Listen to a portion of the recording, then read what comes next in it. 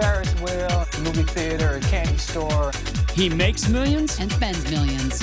Estimates are that it cost Michael Jackson about $25 million a year to live the life that he lives. Some say he's close to broke. He owes an extraordinary amount of money now. Others believe he's got cash to burn. Michael is worth between $500 million and $700 million.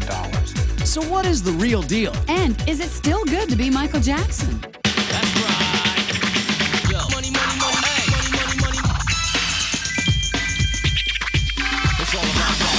Money, money, money, yeah. Money, money, money, do it. It's all about that.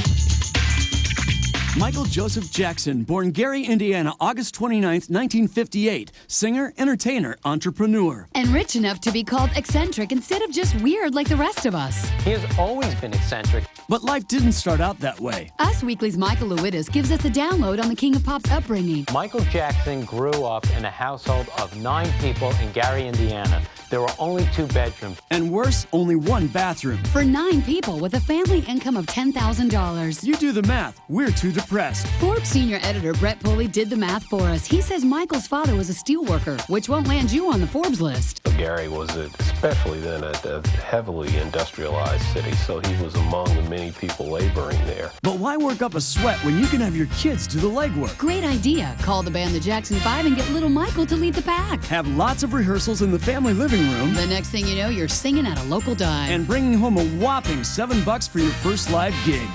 They were working regular late-night gigs and, getting paid as they went along, paid as they played. I mean, it's not exaggerating that they were passing the hat afterwards. So, it's 1964. Anybody remember the song Big Boy? That's okay. Neither do we. But it did lead to a deal with a local record company. And brought in around $5,000. That's half of Joe Jackson's annual salary. For the family, it's a fortune. Well, by comparison. There were no significant earnings at that time until they were finally discovered by Motown. It's 1968. The Jacksons dumped Steeltown for Motown. Good move. I see sales of 11 million albums in their future and lots of money. Not so much. See, Motown had this reputation. What? Like the cheapskates? Yep. Well, Motown contract paid them like 6% of 90% of the gross. It's not as if they got extremely rich from that deal. But little Michael does put in some overtime. He knocked out 4 solo albums in addition to working with his brothers. Our estimates are that Michael earned somewhere between $250,000 to $350,000